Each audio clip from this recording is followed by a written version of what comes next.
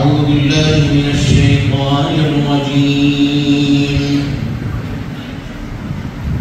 بسم الله الرحمن الرحيم.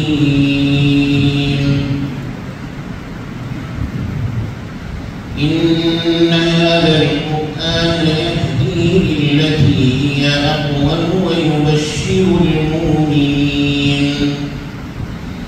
ويبشر المؤمنين الذين يعملون الصالحات أن لهم أجرا كبيرا، وأن الذين لا يؤمنون بالآخرة أعتدنا لهم عذابا أليما. ويدعو الإنسان بالشر دعاءه بالخير، وكان الإنسان عجولا.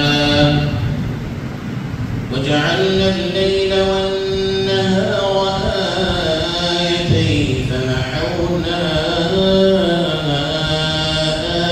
آية الليل وجعلنا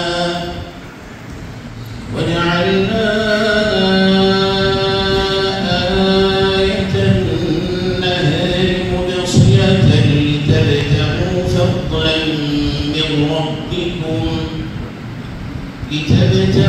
فضلا من ربكم ولتعلموا عدد السنين والحساب، وكل شيء فصلناه تفصيلا.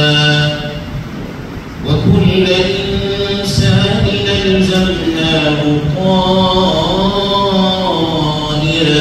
في عنقه، ونخرج له يوم القيامة كتابا يلقاه منشورا.